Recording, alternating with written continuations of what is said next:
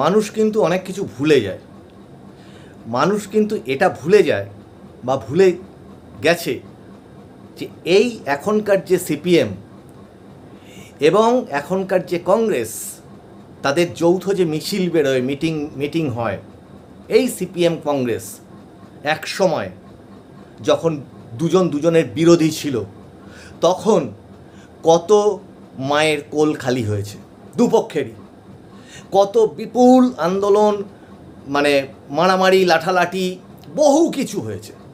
মানুষ কিন্তু এটা ভুলে যায় যে এই এখনকার মমতা বন্দ্যোপাধ্যায় কিন্তু এক সময় ওই বিজেপি গভর্নমেন্টের মন্ত্রী ছিলেন।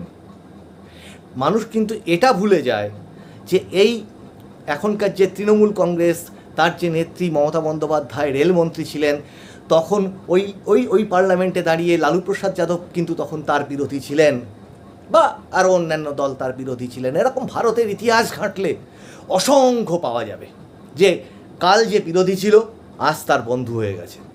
কেউ কি কখনো ভাবতে পেরেছিল যে সিপিএমের সঙ্গে, মানে অবশ্যই মমতা বন্দ্যোপাধ্যায়ের এটা একটা প্রচণ্ড বড় কৃতিত্ব, একটা আন্দোলনের মুখ্য মুখ, আন্দোলনের একটা নতুন দিশা দেখিয়ে মানুষের মধ্যে আশা জাগিয়ে তিনি কি করলেন, 34 বছরের যে বাম শাসন ব্যবস্থা, সেই শাসন ব্যবস্থার তিনি পরিবর্তন ঘটিয়েছিলেন লাগাতার আন্দোলনের মাধ্যমে। কিন্তু এটা কেউ ভেবেছিল যে সেই মমতা বন্দ্যোপাধ্যায়ের তৃণমূল কংগ্রেস INDIA জোটে সীতারাম ইয়েচুরি বা সিপিএমের সঙ্গে বন্ধুত্বের হাত মেলাবে? এটা কখনো কেউ ভাবে না, ভাবতে পারে না। কারা ভাবতে পারে না? যারা অন্ধ সমর্থক হয়ে সেই দলটাকে বা কোনো একটি ব্যক্তিকে অমুক দাদা বা অমুক দিদির সমর্থক হয়ে আমি বসে আছি, তাদের হয়ে যায় খুব সমস্যা। ধরা যাক ইদানিংকালে, আগে এটা একটু কম ছিল, ইদানিংকালে তো কোনো ব্যাপারই না। আজকে এই দলে আছে, দুম করে কাল সকালবেলা কার সাথে কার ফোনে কথা হলো, কি হলো, দুম করে এক নেতা আর এক দলে গিয়ে যোগ দিয়ে দিলেন।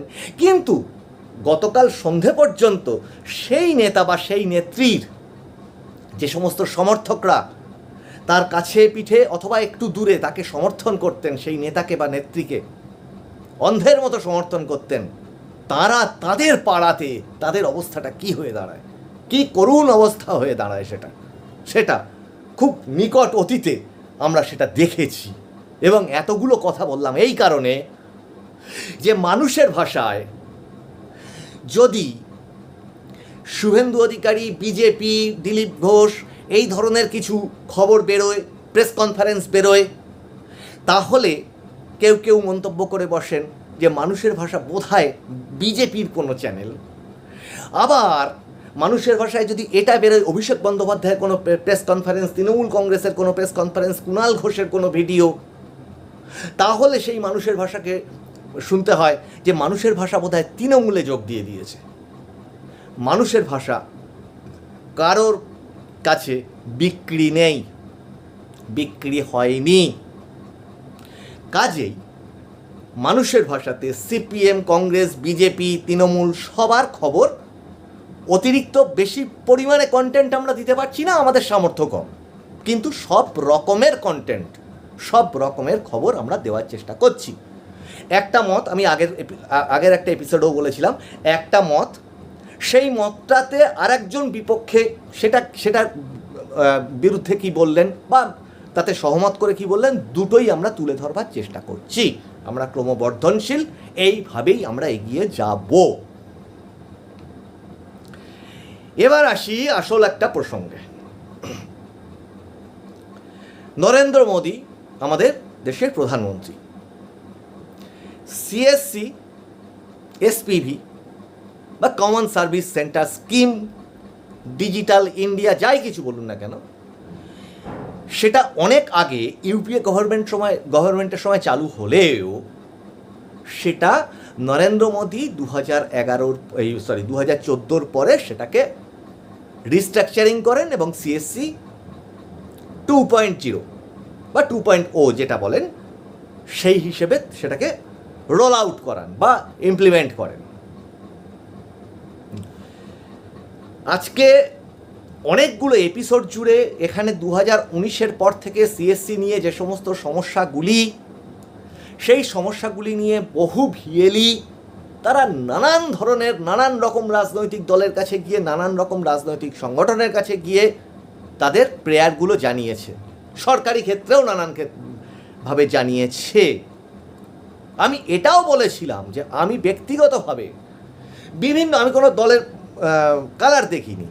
কেউ একটা সংগঠন করেছে, সিএসসির জন্য কিছু একটা ডেপুটেশন দিতে হবে বা সিএসসি নিয়ে কিছু একটা হচ্ছে, আপনি থাকুন, আমি থেকেছি। আজ আমি বলছি ওই সব কটা থেকে আমাকে বাদ দিন। আমি মানুষের ভাষায় সিএসসির জন্যে যতদিন পর্যন্ত বাঁচব সিএসসির ভালো চাইব, আপনাদের ভালো কথা বলে যাব, কিন্তু সংগঠন তো আমি তৈরি করতে পারবো না, আপনাদের তৈরি করতে হবে। কিন্তু মাননীয় প্রধানমন্ত্রী নরেন্দ্র মোদী মহাশয় তিনি গতকাল, যেটা আমাদের এই মানুষের ভাষাতেই লাইভ টেলিকাস্ট হয়েছে, পরবর্তীতে শুভেন্দু অধিকারীর বক্তব্য টেলিকাস্ট হয়েছে, তার পরবর্তীতে তৃণমূল কংগ্রেসের সেটার ব্যাপারে যে প্রেস কনফারেন্স সেটা প্রচারিত হয়েছে, কিন্তু প্রধানমন্ত্রী নিজে তিনি এখানে এসে যে জনসভা করলেন, সেই জনসভাতে আশা করেছিলাম কয়েকটা কথা হয়তো তিনি বলবেন, হয়তো আগামীতে বলবেন কিনা জানি না, অন্তত এই এপিসোডের মাধ্যম দিয়ে আবার জিনিসটাকে স্মরণ করাচ্ছি। প্রধানমন্ত্রীর এই গোটা বক্তৃতাটাতে সিএসসি, ডিজিটাল ইন্ডিয়া, এখানকার সিএসসির যে সমস্যা সেগুলো আমরা কিন্তু শুনতে পেলাম না। এটা হতাশার। উন্নয়ন প্রকল্প এই সমস্ত জিনিসগুলো কারা দেবে? সিএসসির মাধ্যম দিয়ে দেওয়াটা অনেক সহজ। তাহলে যে আমি ধরে নিলাম তিনি একটা রাজনৈতিক বক্তৃতা দিয়ে এখানে সরকারের পরিবর্তন চান, সব কিছু চান, তাহলে প্রকল্পগুলো যারা দেবে সিএসসি, সেই সিএসসির কথাই শুনতে পেলাম না, বা ডিজিটাল ইন্ডিয়ার বা কেন্দ্রীয় সরকারের যে প্রকল্পগুলো ইমপ্লিমেন্টেশনে যে বাধাগুলো, সেই জায়গাটা শুনতে পেলাম না। আজকে আমি এখানে নাম করে বলছি, আগামী এপিসোডে চেষ্টা করব সেটা দেখানোর, কারণ তিনি তার কনসেন্ট দিয়েছেন, তার অনুমতি দিয়েছেন এবং আমাকে অনুরোধ করেছেন, আমাদেরকে অনুরোধ করেছেন যে তার ওই পুরো বিষয়টি আপনাদের সামনে তুলে ধরতে। এ বাদে আরও কয়েকটি উদাহরণ আছে, সেগুলো পরবর্তীতে তুলে ধরবো আপনাদের সামনে। বিষয়টা কি হলো, সিএসসির এখানে এই রাজ্যে কোনো সমস্যাই নেই। কে বলছে? ওপরতলা থেকে বলছে, দিল্লি বলছে। ইরফান হোসেন মোল্লা, মাননীয় ইরফান হোসেন মোল্লা, তিনি একজন ভিএলি দক্ষিণ 24 পরগনার।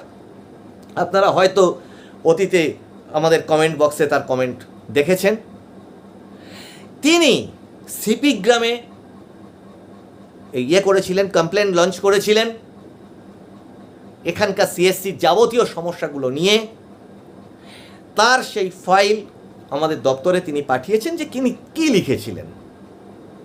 এই এপিসোডটাতে আমি বললামই, এই এপিসোডটাতে আমার কিছু টেকনিক্যাল অসুবিধা আছে, আমার ল্যাপটপগুলো নিয়ে কিছু সমস্যা আছে, সেই জন্য এই এপিসোডটায় দেখাতে না পারলেও সামনের এপিসোডে আমি চেষ্টা করব সেটা দেখানোর আপনাদেরকে। কিন্তু ঘটনাটা কি? ঘটনাটা হচ্ছে তিনি সেটা পাঠালেন, পাঠানোর বেশ কয়েকদিন পরে তিনি একটা রিপ্লাই পেলেন, সেটা হচ্ছে না, ওখানে এই সমস্ত কোনো ধরনের সমস্যা নেই। আদপে এটা একটা প্রশ্নচিহ্ন হয়ে দাঁড়াচ্ছে, আদপে এই রাজ্যের বিজেপির আদৌ কোনো ইচ্ছা আছে কি সিএসসি নিয়ে, বা কেন্দ্রীয় সরকারের পশ্চিমবঙ্গের সিএসসি নিয়ে কোনো ভাবনা চিন্তা আদৌ আছে? যদি থাকতো তার তো কিছু রিফ্লেকশন এই 7টা বছরে দেখা যেত, কিছু তো রিফ্লেকশন দেখা যেত। নিঃশব্দ, নীরব, হ্যাঁ, মানে এর থেকে বড় শীতলতা বোধহয় অনুভব করা যায় না। আর আধার, আসামে তো গতকালকে আধারকে বন্ধ করা হলো, এনরোলমেন্ট, কারেকশনটাও বন্ধ হয়েছে কিনা জানি না, তবে এটাও আগামী এপিসোডে আমি তুলে ধরবো আপনাদের কাছে। কেন বন্ধ হলো? যে আধার আজকে গলার কাঁটা, আধারই কি বুমেরাং? কেন? যে অনুপ্রবেশকারী তারা যাতে সহজে আধার কার্ড বানাতে না পারে তার জন্যে গোটা আসাম রাজ্যে আধার কার্ড তৈরি বন্ধ রাখা হলো সরকার থেকে। হ্যাঁ, তাহলে এইটা আমি আগে একটা এপিসোডে বলেছিলাম যে আধার কার্ড বানানোটা এতই সহজ, শুধুমাত্র মৌখিক নির্দেশ থাকবে যে ওইভাবে করো না, স্ট্রং ডকুমেন্ট দিয়ে করো। কিন্তু একটা রেসিডেন্সিয়াল সার্টিফিকেট, একটা রেসিডেন্সিয়াল সার্টিফিকেট যারা আধার এনরোলমেন্ট করেন সুপারভাইজার, তারা কিন্তু যারা এনএসিআইটি পরীক্ষা দিয়েছেন, সুপারভাইজারি লাইসেন্স আছে, আধারের কাজ করেছেন, তারা সকলে জানেন এবং সাধারণ জনগণ জানুন যে একটা চেয়ারম্যান, পৌরসভা হলে চেয়ারম্যান, পঞ্চায়েত হলে প্রধান অথবা এমএলএ অথবা এমপি, এনাদের দেওয়া ছবি এবং স্ট্যাম্প দেওয়া কোনো একটা রেসিডেন্সিয়াল সার্টিফিকেট পেলে সেটাকেই আইডি প্রুফ হিসেবে ব্যবহার করা যায় নতুন আধার এনরোলমেন্টের ক্ষেত্রে, এবং সেটাকেই অ্যাড্রেস প্রুফ হিসেবে ব্যবহার করা যায় এবং সেটা আধার কার্ড হিসেবে বেরিয়ে আসে। তাহলে এতটাই সহজ, যেখানে রাজনীতির চোরাগলি দিয়ে ধরা যাক রাজনীতির চোরাগলি দিয়ে এই সুবিধার মাধ্যমে আধার কার্ডটা তৈরি হয়ে যায়, তাহলে তো কোনো একজন সুপারভাইজারের ওপরে চাপ সৃষ্টি করা যেতেই পারে। আর অবশ্যই এই কথাও উল্লেখ করতে হবে, অবশ্যই আধার কার্ড বা সিএসসির সংক্রান্ত যে সমস্ত অসঙ্গতিগুলো ধরা পড়ছে সেখানে কখনো একটা টাকার একটা পিঠ থাকে না। শুধুমাত্র সিএসসি অফিসিয়াল বা পশ্চিমবঙ্গের সিএসসির দপ্তর তারা এই সমস্ত কিছু খারাপ করে গেছে। আর যত ভিএলই আছে, যত আধার সেন্টার আছে, একেবারে ধোয়া তুলসী পাতা, এটা কখনো নয়। বর্ষিয়ান ভিএলই থেকে বহু ভিএলই জানেন যে একদম ধোয়া তুলসী পাতা নন। একটা সিএসসি আইডিকে কত রকমভাবে ভুলভাবে ব্যবহার করা যায় আপনারা করেছেন, এবং সেগুলো নানান সময় নানান রকম অসঙ্গতি, মানে ইভেন মিডিয়াতেও উঠে এসেছে অনেক ক্ষেত্রে অনেক সময়। এবং যদি সেইভাবে অনুসন্ধান করা হয় আর কি ধরা পড়বে কে জানে না, সেই প্রসঙ্গে যেতেও চাইছি না। সে সরকারের ব্যাপার, সে প্রশাসনের ব্যাপার, তারা করুক যাক। কিন্তু কখন এই দাবিগুলো পরিষ্কার পরিচ্ছন্নতার সঙ্গে জানানো যাবে? যখন পরিষ্কার পরিচ্ছন্নতার সঙ্গে একটি মানুষ কাজ করেছে এবং সে ক্ষতিগ্রস্ত হয়েছে, সে চিৎকার করে বলতে পারবে যে আমাকে আমার কাজটা কেড়ে নিও না। আজকের এপিসোডে অনেকগুলো বললাম, অনেক কিছু কথা বললাম, এবং একদম দিল্লির লেভেল পর্যন্ত এই প্রশ্নটা শেষ পর্যন্ত আবার রাখছি। প্রধানমন্ত্রী, আইটি মিনিস্ট্রি, সিএসসির দপ্তর, সমস্ত ক্ষেত্রে যে আদৌ কোনো পরিকল্পনা, কোনো সদিচ্ছা পশ্চিমবঙ্গে সিএসসি, ডিজিটাল ইন্ডিয়া এই সমস্ত নিয়ে আদৌ আছে, এই প্রশ্নটা রাখছি এবং আপনাদেরকে বলছি, অনুরোধ করছি যে সেই সদিচ্ছাটা আপনাদের জাগুক। তাহলে রাজনীতি নিরপেক্ষভাবে, কারণ একজন সিপিএমের ছেলেরও হয়তো সিএসসি আছে যে সিপিএমকে সাপোর্ট করে, একজন তৃণমূলকে সাপোর্ট করে তারও সিএসসি আছে, একজন বিজেপিকে সাপোর্ট করে তারও সিএসসি আছে, একজন কংগ্রেস করে তারও সিএসসি, বা যে কোনো রাজনৈতিক দলে হোক না কেন তার কিন্তু সে সিএসসি যখন আইডি পেয়েছে সে একজন বিএলই।